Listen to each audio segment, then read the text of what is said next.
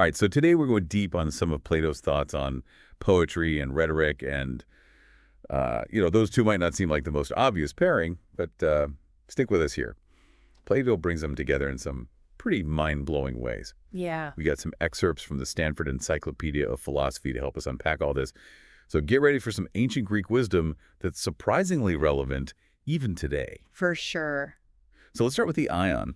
Okay. This dialogue features Ion, who is a rhapsode, basically kind of like a rock star performer of poetry, especially when it comes to Homer. Right. Think of him like a total super fan traveling around giving these dramatic recitations of the Iliad and the Odyssey.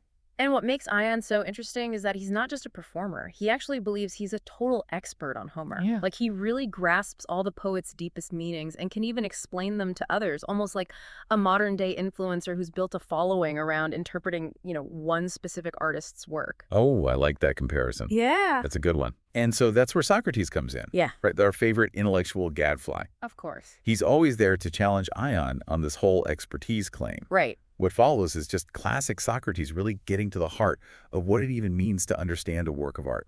It's a good one. Yeah. So Socrates starts out by pointing out that if Ion really understands Homer, then he must also understand everything that Homer writes about, right?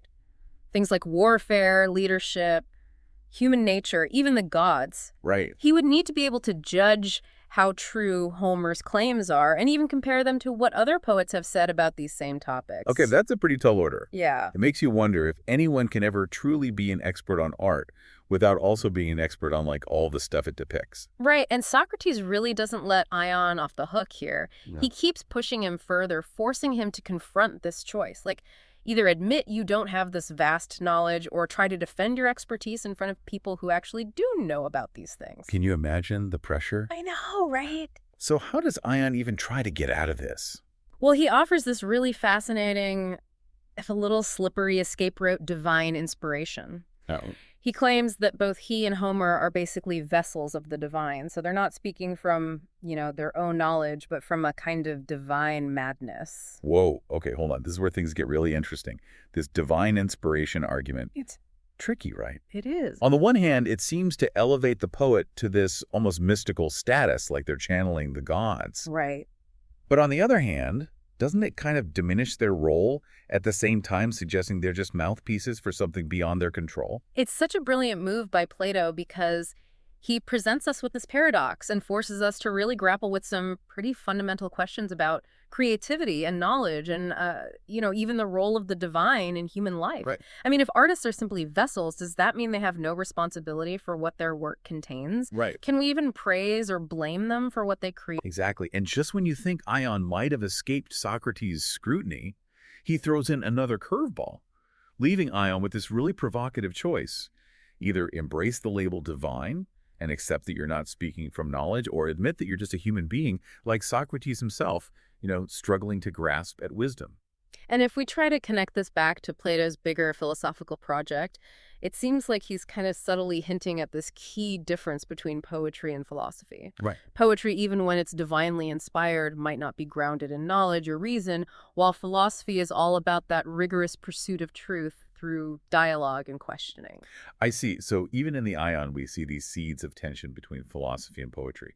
The Plato's going to explore much more fully later on, but I kind of want to hear from you. What do you think about this whole divine inspiration argument? Does it make sense? Yeah. And is it even possible to truly appreciate and understand art without knowing something about what it's depicting or exploring? Yeah, it's a great question, and it's something that so picking up on that tension you mentioned between philosophy and poetry when we get to the Republic, Plato's concerns about poetry sort of shift from the individual to more like the societal level. Okay. It's not just about one rhapsode's expertise anymore. It's about poetry's power to shape the whole fabric of a city, especially laws and education. Right, because in the Republic, Socrates is busy designing his ideal city, his utopia. Exactly. And everything is carefully considered, from what the Guardians learn to the very stories that people hear. Right. And that's where poetry really comes under the microscope. Remember that chain of inspiration idea from the Ion? Yeah. Well, in the Republic, Plato takes that idea even further, arguing that mimetic poetry, meaning poetry based on imitation can be really dangerous. Okay. He thinks the stories we hear, especially as kids, have this huge impact on our souls.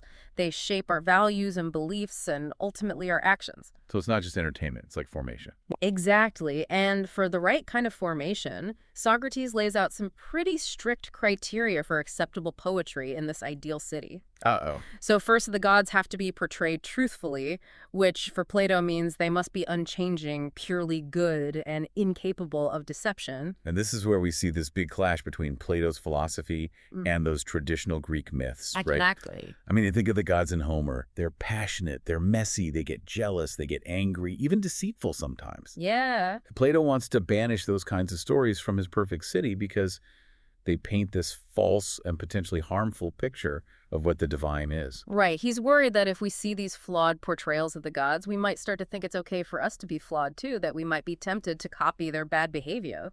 So it's not just theological accuracy, it's moral education. Precisely, and Plato's worries go beyond just the gods. Socrates also goes after stories where heroes are like lamenting their fate or giving in to too much grief. He even says poetry should always show justice leading to happiness because he's worried that if we hear stories about good people suffering unjustly or bad people getting away with stuff, we might start to doubt that justice is even good. It's pretty radical to want to censor so many classic stories that were such a big part of Greek culture. It is radical, but it shows just how deeply Plato is concerned about the persuasive power of art. He believes that poetry can kind of bypass our rational minds and speak straight to our emotions, planting these seeds that could grow into bad beliefs or behaviors. See. He has this great example about watching a tragedy. He says even the best of us might enjoy seeing a portrayal of suffering on stage, but he worries that that enjoyment makes us more likely to give in to grief or despair in our own lives, almost like we're practicing negative emotions by engaging with art. So it's not just what the stories are about. It's the form two tragedy by its nature is about suffering and loss, and Plato worries that can have a desensitizing effect. Right, and this connects to another key idea in Platomimesis, or imitation, he thinks. By imitating negative characters, even in fiction, we risk establishing harmful habits in our souls, like we're blurring the lines between what's fake and what's real, letting those bad traits seep into our own character. It makes me think about the role models we see in movies, TV shows, video games. Mhm. Are we absorbing values and behaviors just by watching characters do them? It feels super relevant even today, not just for ancient Greek poetry. Absolutely. Plato would totally want us to be asking these questions about the media we consume. I think he would. And to understand his concerns even more, we need to dig into another idea, the tripartite schema. Okay. So Plato believes there are three levels of reality. First, there are the forms or ideas. These are like the true eternal essences of things like justice, beauty, goodness. Okay. Then there are the artifacts we make in the world, tables, chairs, whatever, which are imperfect copies of those forms. Right. And finally, there are the imitations of those artifacts made by poets, which are even further removed from the truth. So poets are like shadow puppeteers, creating illusions that distract us from the real forms. In a way, yes. And just like we can be fooled by a really well-done trompe-l'oeil painting, Plato thinks we can be fooled by the persuasive power of poetry. It might seem like it's giving us deep truths, but really it's just seductive illusions. Which is why he's so concerned about it misleading us, especially about morality and virtue.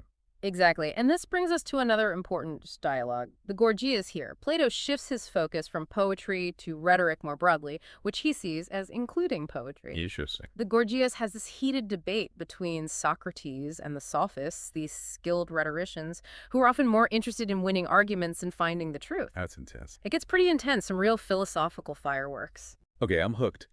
What are some of the key clashes we see in the Gorgias? Okay, so we see how suspicious Plato was of poetry and rhetoric, like especially in the Republic, where he's setting the rules for his ideal city. But is there any room for a more positive view of these arts in his philosophy? I mean, is all rhetoric bad? Is all poetry dangerous? That's where I'm kind of getting tripped up. That's a great question, and it seems like it's one that Plato himself was wrestling with. When we get to the Phaedrus, we see a really interesting shift. It's not just about, tearing down false persuasion anymore. Instead, the dialogue explores this possibility of a true art of rhetoric, one that's based on knowledge and ethics and a deep understanding of the human soul. So it's almost like he's trying to redeem rhetoric, showing that it can be a good thing in the world. Well, remember, Socrates himself was a master of rhetoric, even though he often downplayed it. And the Phaedrus really shows off that mastery. It's filled with these amazing speeches, vivid images, even a mythical story about the soul's journey, all woven together to persuade us, the readers, of the power of philosophical rhetoric. Mhm. It's pretty meta when you think about it. Yeah, it is. Okay, so walk me through this. How does the Phaedrus make the case for a more positive view of rhetoric? It starts with Phaedrus reciting a speech by Lysias, this well-known orator. But Socrates isn't impressed. He criticizes it for not having a clear structure and for prioritizing persuasion over truth. So then Socrates gives his own speeches showing the difference between just being eloquent and truly artful rhetoric. He says, a good speech should be like a living beam with a head and body and limbs all working together. I love that image.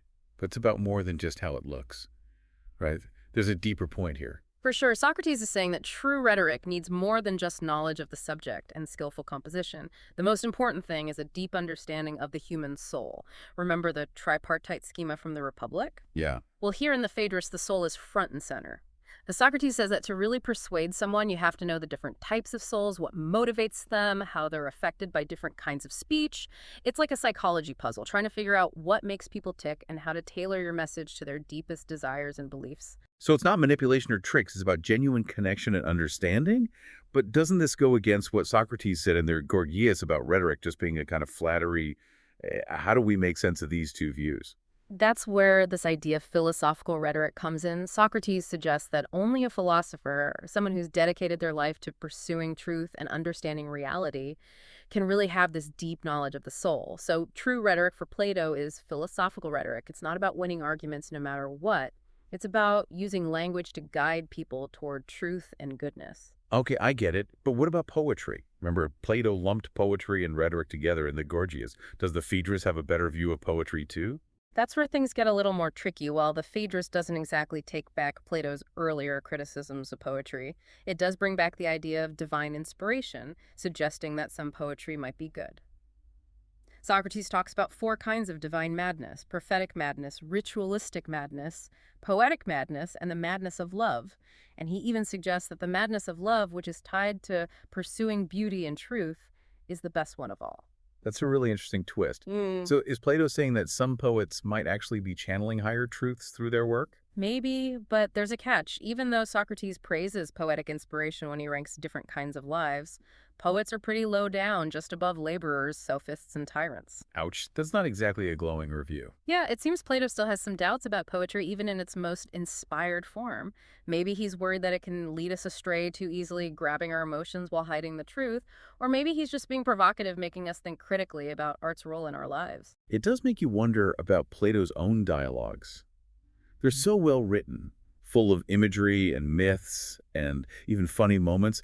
Aren't they a kind of poetry themselves? That's a question scholars have been debating for centuries, and it's even more interesting because of Socrates' famous criticism of writing in the Phaedrus. He says that writing is a bad form of rhetoric because it can't answer questions, it can be easily misunderstood, and it can spread lies really far. It's almost like Plato is criticizing his own work. Wow, that is so meta.